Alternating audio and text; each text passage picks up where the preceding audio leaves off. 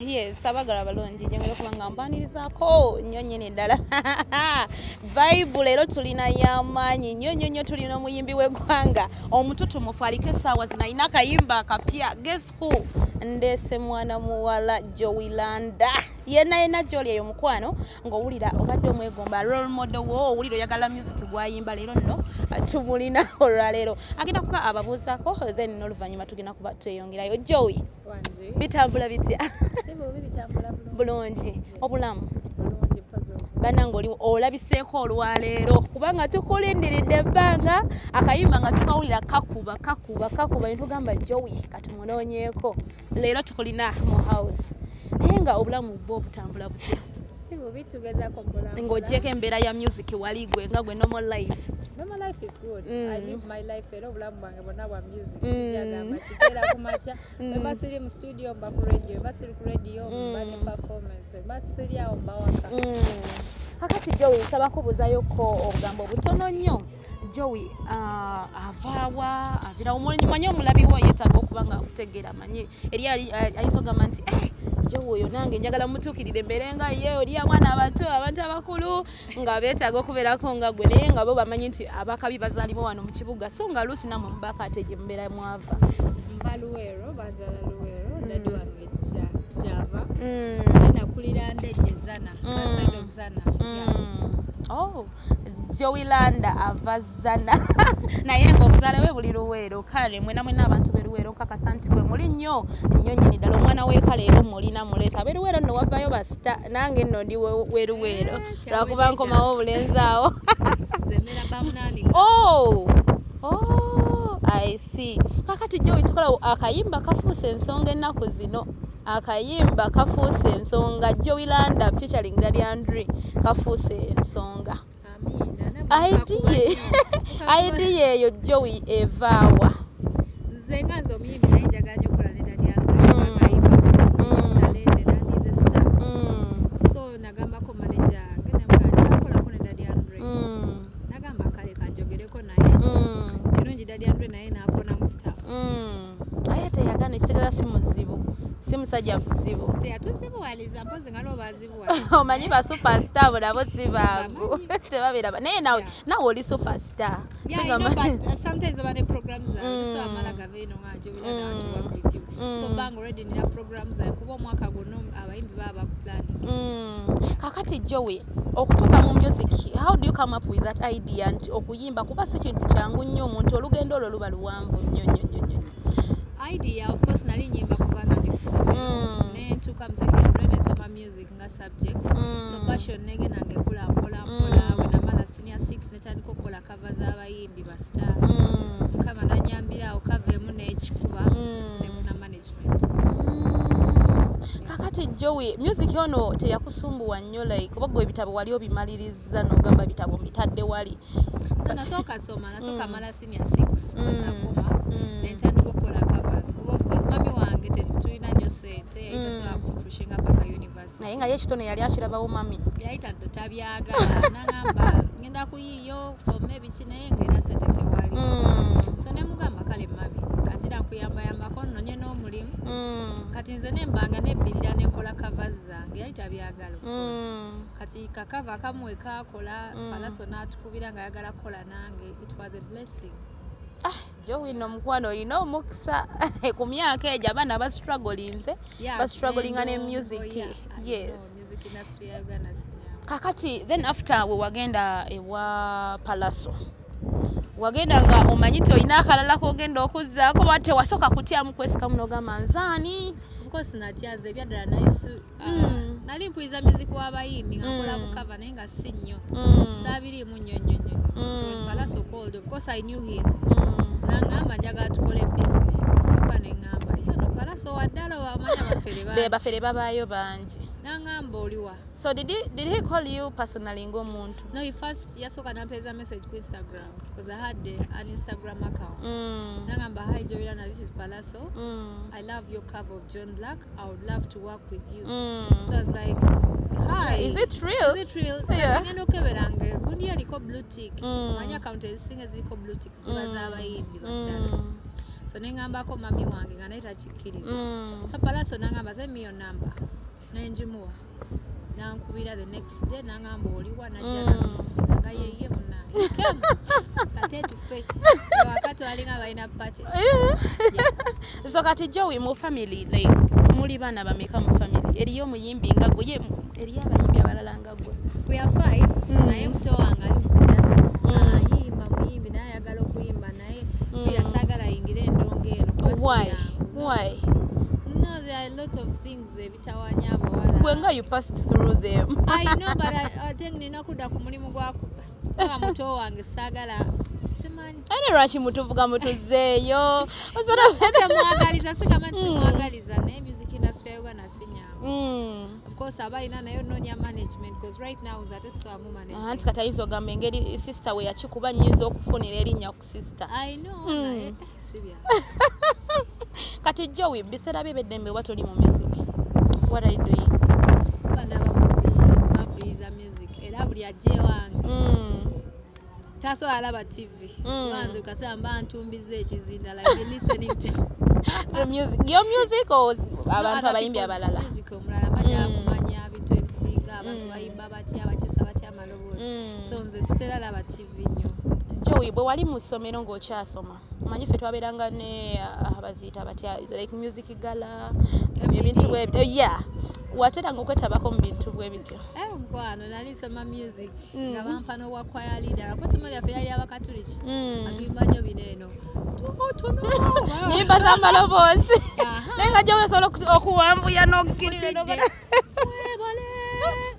cinema pe so twazimbanga twalinga nnyo mu kwaya nga tukola MDDs omanyi abantu bagenda ne bagamba omuntu omuyimbi celebrity baba beerabidde Katonda tebamanyi Katonda Jowy abalazeeko nti no n'ennyimba za twasomera amasomero ga ddiini nnyo lwakuba bino ebintu by'ensi naye bitukyusa ng'ani akukkiriza okwambala akateteeyi bwe kati nga twambala sikaati zikomeeno lwakuba industry yaffe erina okukyusaamuko Jowy daddy gyali no daddy wange yafa oh rest in peace our dad so sorry for that kakati Jowy sister woyo eyetaga kuyimba naye bananga omudivatize omwana buli weekend ajjewa Jowy banaye sinjaga tuyimba mukakuyimbiramuko ampereza buli kaseera voice note ng'ayimba agala kundaga nti she can do she really does but me as her sister I would not tosaba mukkiriza kubeera limelight I feel me as me I'm a fighter nze bisobola I can speak out naye yenda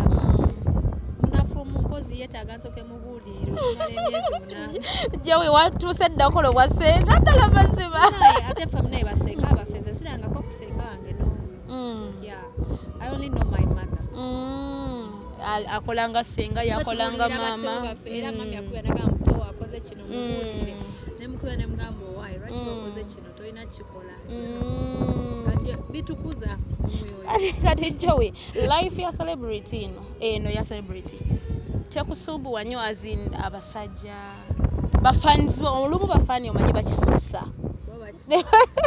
abamu ate bwe weeraga nti weeraga ebintu ebyo bikwasaganya oyinayiga ngeri gy'okikontrolinga abasajja basumbuwa nnyo beera otomulina gye bajja enambayo bangi basumbuwa but nga omuwala omuto mu music industry bwena obba nga weebuuzaako ku bantu bangi kati nze omuntu eya mentoringa Pallaso ate musajja tekyatamanyi kati yansomesa buli kimu before nga tetunatandika nakuyimba nangamba endongo gyogenda bairimu bano badj batinoe bati olinakkolayo bati oli bwakola bwati so nze mba manyi ekyokukola Jowy Landa tetulamuwulira mu ntalo z'abayimbi Jowy Landa akikola atya nze ndyewala nnyo I'm kind of reserved saagala nnyo okubeera mu bintu so wabaawo enessaga gwe togyetabaamu tolina kyokyogera omera mukama saga sisobola I don't know how to fight back ezo biyingiramu ate nebikutomera ebiruweninga brandi ongomiyiga ate nze njala brandi yange eberenga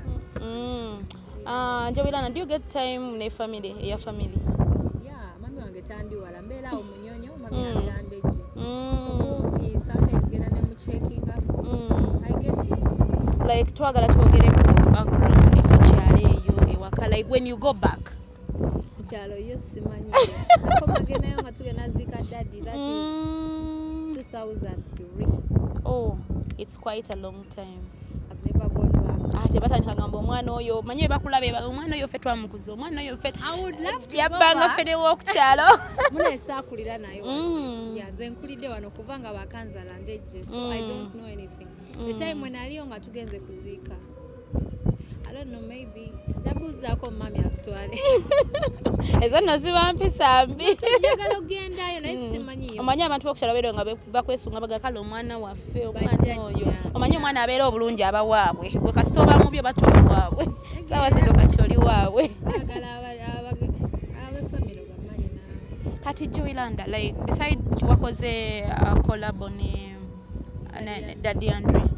Muyimbi kitolina muyimbi mulala gwoga like ngaba Shiba noga katika nkole ko. Shiba is one of my best female artists. I love her so much and I would really love to work with her. Yeah. She's aina vibe. Like how do you sing amukedde ku macha ne mufuna idea ne mukoze nze nina ndaba gye nkirabamu. Naye management zaawuka. Bali bayimbi banene nnyo. Munnange nabo batandikiranga go wotanze. Naye I would really love to. Wajipe yo collab. It will be beautiful. Ye kago wegomba kola naye collab n'abayimbi abanene. Spice Dianas, all of them. Ate abasajja. Abasajja. Eddie Kenzo, Pallaso. Naye already collab jezi abasajja zonzi zirina nnyo. But for ladies, sinzinayo, but I would really love to work with them. Kakati Jowy Landa mbulamu buno bwa bulijjo like nga toli mu music. Abantu manyi abayimbi abamu bagenda ne befuula nti bo yesi wa bulijjo talina kuhanga around n'abantu kubeera n'abantu. Muli gwe okitambuza otya?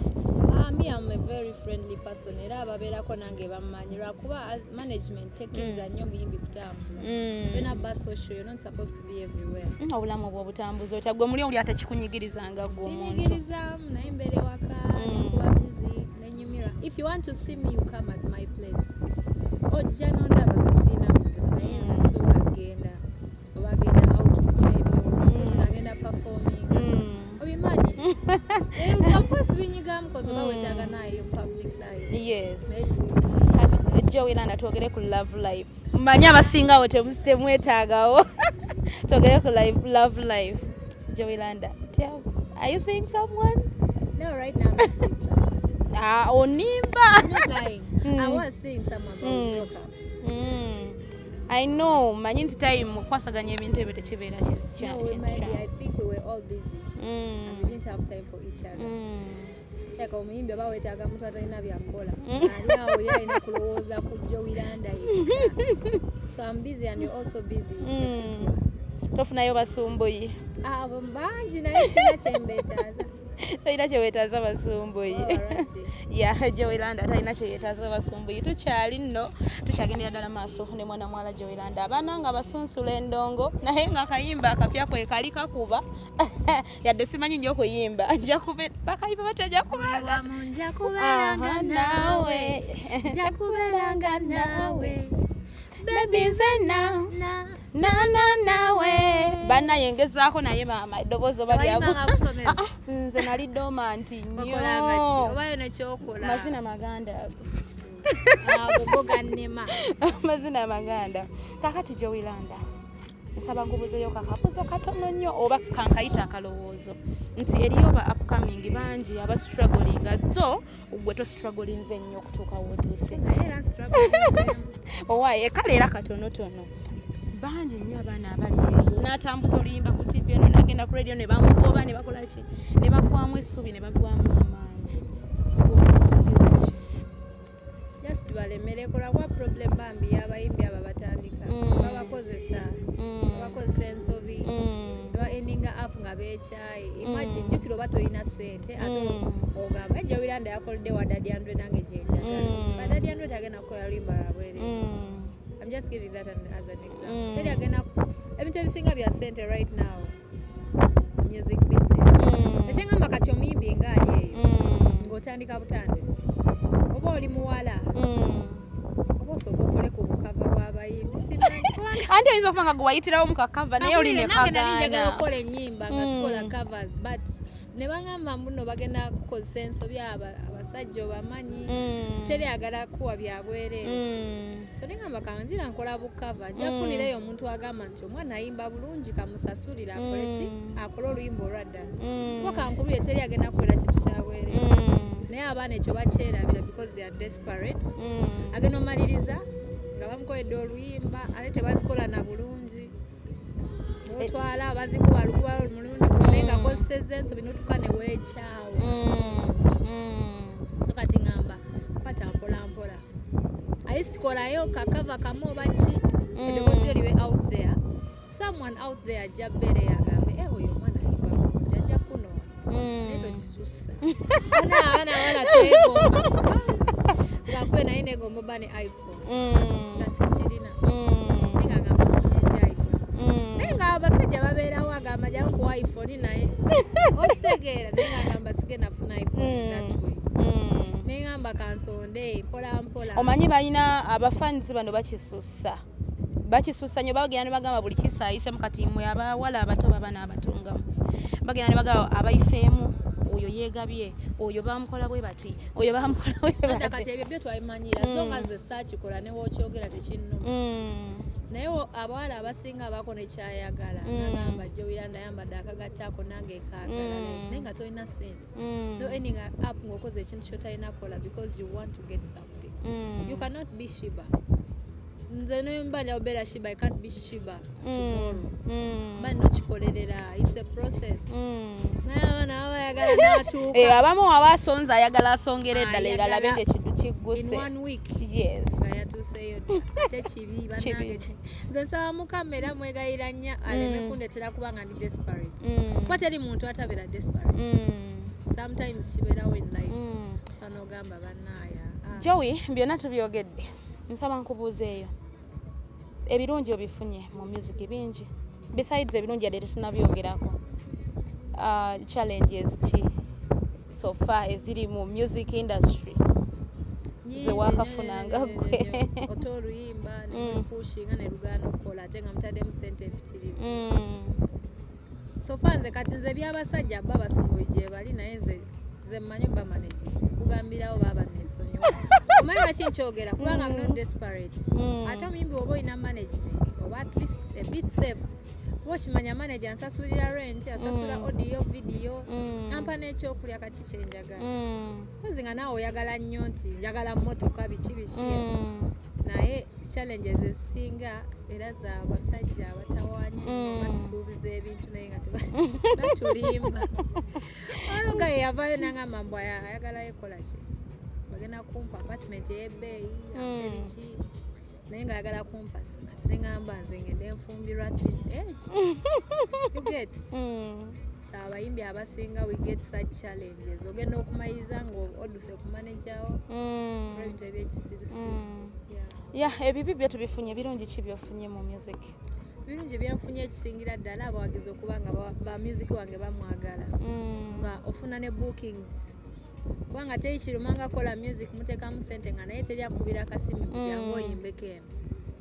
naye bookings tuzifuna neziba si nnyingi nnyo batufuna nengenda nemperforminga music abantu bamu appreciatinga kizaamu nnyo amaanyi ku muyimbi yenna ali mu level yange. Where do you see yourself after 5 years? I see a very big artist in Uganda and internationally because we have a lot of plans in pipeline nyingi so sijagamba nti no bikatonda nti ndaba nnyo ebijja mu maaso naye mu ndowooza yange nga nze ndaba nga the future is bright as long as obulamu bwe buli omanye ekirabo ky'obulamu kyekisingira ddala okubanga kikulu n'okulemerako endongo yakulemerako ote oluyimba mutaddemu almost 10M ne lugaana mu myezi ebiri olina obba nga otadde oluyimba olulala naye ne muteekamu 10M ne lugaana okimanyi it's a hustle omanyi teri kirumanga muyimbi genda performing and the fans tell you vayo you don't know that feeling wali ofunye experience eyo nze kyantuukako we were in Hoima naye bangobayo because baali baagala Pallaso genda ku stage nayimbira mu time nkyamu ne batugoba ku stage naye kyannuma just now I cried for a full week just lwakagambo vayo twagala Pallaso vayo you get naye no imagine nga bagobyeyo bugobi nga bagavaayo ne byoyimba tebinyuma naye abakugobangayo kati sawa zino bebagamba banaye mutula they don't know what they want bagamba Jowy Landa oli wakabe ncha ne bakuvuma so just oyina kola kyoyina kola ng'omuyimbi tukyali ne mwana muwala Jowy Landa atusunsula emiziki ate nno nga kyabasunsula mwana muwala mutonyo abamwepikira bamikwano mugira mukomeeyo akyalina ebyokola bingi akyali muto nnyo nnyonye n'eddala yatugambye alina emyaka 17 akyalina 18 era black sugar yonna gy'oli black sugar yonna gy'oli